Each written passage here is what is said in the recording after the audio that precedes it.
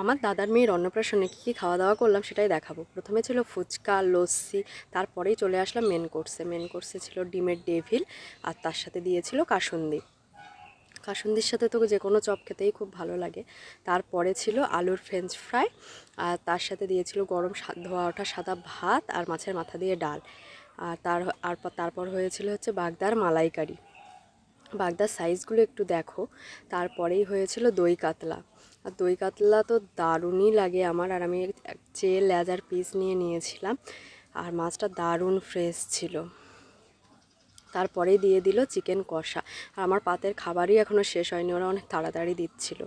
তারপরেই ছিল আমের চাটনি আর পাঁপড়, আর ছিল 2 রকম মিষ্টি। এইটা হচ্ছে কালাকাঁদ, আর তার সাথে ছিল রসগোল্লা। কালাকাঁদটার টেস্ট দারুণ ছিল, দারুণ। আর তার সাথে ছিল গরমের দিনে ঠান্ডা ঠান্ডা কোল্ড